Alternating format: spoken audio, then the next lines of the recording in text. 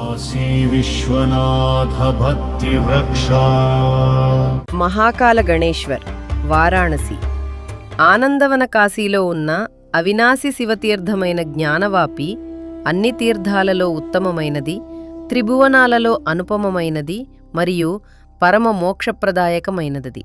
ఈ దివ్యతీర్థ యొక్క దక్షిణ ద్వారం యొక్క రక్షకుడిగా స్వయంగా శివగణమైన మహాకాల గణేశ్వర్ దేవలింగ రూపంలో స్థాపించబడ్డాడు. ఒకప్పుడు పార్వతీదేవి మహాదేవునితో, నాథా, మీరే మహాకాల రూపం కదా, మళ్ళీ ఈ మహాకాల గణేశ్వరేమిటి అని ప్రశ్నించగా అందుకు పరమశివుడు ఈ విధంగా చెప్పెను. ఓ దేవి, కాశీ నుండి నేను విడిపోయిన తరువాత ఆ విరహంతో నేను మహాకాల రూపాన్ని స్వీకరించాను.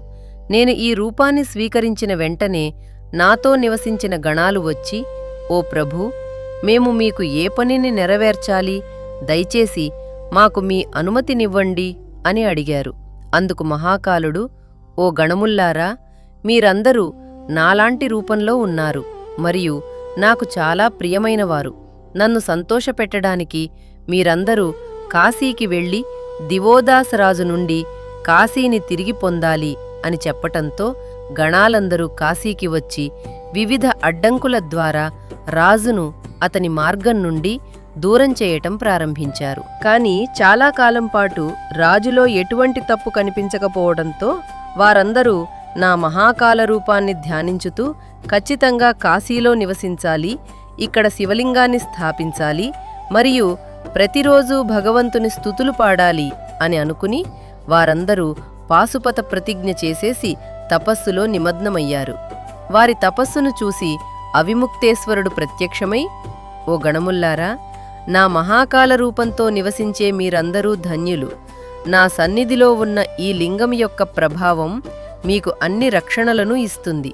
కాబట్టి నేటి నుండి దీనిని మహాకాల గణేశ్వర లింగం అని పిలుస్తారు. ఈ మహాకాల గణేశ్వర లింగం అన్ని జీవులకు చాలా పుణ్యప్రదమైనది, అన్ని పాపాలను నాశనం చేసేది మరియు కాలభయాన్ని నాశనం చేస్తుంది. ఈ లింగాన్ని 3 రోజుల పాటు భక్తితో పూజించి వివిధ ద్రవాలతో అభిషేకం చేసి భస్మలేపనం పూసే భక్తుడికి మృత్యుభయం భయంకరమైనదిగా కనిపించదు. కలియుగంలో దీని భౌతిక దర్శనం మానవులకి చాలా అరుదు అయినప్పటికీ ఈ మహాకాల లింగాన్ని స్మరించడం లేదా భక్తితో లింగాన్ని దర్శించే సాధకుడు జీవించి ఉండగానే ముక్తిని పొందినవాడుగా పరిగణించబడతాడు. మరణం తరువాత అతను శివగణత్వాన్ని పొందుతాడు మరియు జనన మరణ చక్రం నుండి ఖచ్చితంగా విముక్తి పొందుతాడు అని చెప్పి అవిముక్తేశ్వరుడు ఆ లింగంలోకి అంతర్ధానమయ్యెను. ఓం శ్రీ మహాకాల గణేశ్వరాయ నమః.